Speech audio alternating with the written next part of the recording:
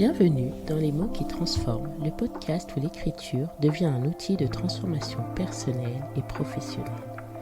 Je suis Jessica, accompagnatrice en écriture pour les entrepreneuses créatives, les coachs et les thérapeutes. Ici, chaque semaine, je t'invite à explorer le pouvoir des mots, à nourrir ta créativité et à faire de ton projet de livre un levier d'impact. Alors prépare ton plume, ton voyage commence maintenant. Et aujourd'hui, je t'invite à faire une pause, à prendre un moment pour toi et ton écriture. Alors que l'année touche à sa fin, que les préparatifs de fêtes de fin d'année battent leur plein, c'est l'occasion idéale de faire un petit bilan ensemble, de regarder tout ce que tu as semé en 2024 et préparer la terre pour les belles récoltes de 2025. Et comme nous sommes dans cette période si particulière des fêtes, je veux aussi en profiter pour te souhaiter des moments doux, entourés de ceux que tu aimes, et peut-être une pause bien méritée pour recharger tes batteries. Et ta créativité aussi. Alors prends un thé, un café ou juste un carnet et installe-toi confortablement. Avant de te projeter dans l'année à venir, arrêtons-nous quelques instants sur celle qui s'achève. J'aimerais que tu te poses cette question. Qu'est-ce que j'ai appris sur moi à travers mon écriture en 2024 ? Peut-être as-tu découvert des sujets qui te passionnent, des moments où tu te sens aligné, ou au contraire des défis qui t'ont ralenti. Je veux que tu notes tout sans jugement. Et si tu as avancé, même un tout petit peu, célèbre-le. Peut-être as-tu esquissé une idée, rédigé une page, ou même terminé ton premier jet.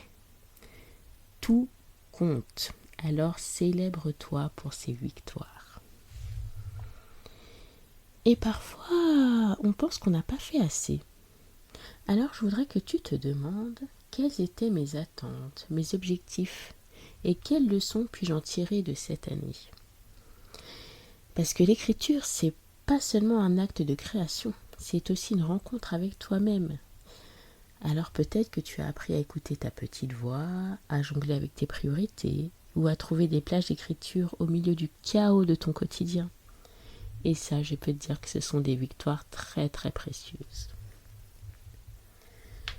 Une fois que tu as fait la paix avec 2024, que tu as dressé ton bilan, que tu as célébré toutes tes victoires, maintenant tu peux faire place à 2025. Et je t'invite à visualiser ce que tu veux pour ton écriture dans les mois à venir. Qu'aimerais-tu créer, partager ou expérimenter ?